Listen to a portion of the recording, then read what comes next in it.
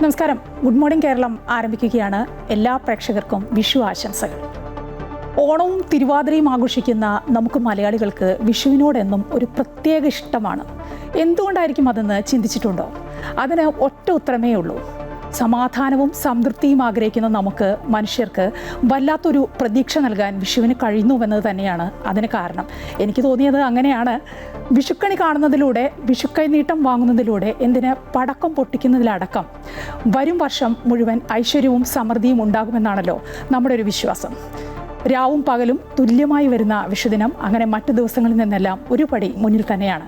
ക്ഷേത്രങ്ങളെല്ലാം രാവിലെ നല്ല തിരക്കാണ്. പ്രത്യേകിച്ച് ശ്രീകൃഷ്ണ ക്ഷേത്രങ്ങളിൽ പ്രത്യേക പൂജകളും ചടങ്ങുകളും ഒക്കെ നടക്കുന്നുണ്ട്. ഗുഡ് മോർണിംഗ് കേരളം ഇന്ന് പ്രസിദ്ധമായ 8 ശ്രീകൃഷ്ണ ക്ഷേത്രങ്ങളിലേക്ക് പോകുന്നുണ്ട്. അവിടുത്തെ വിശേഷങ്ങളെല്ലാം ഞങ്ങൾ പ്രേക്ഷകരിലേക്ക് എത്തിക്കും.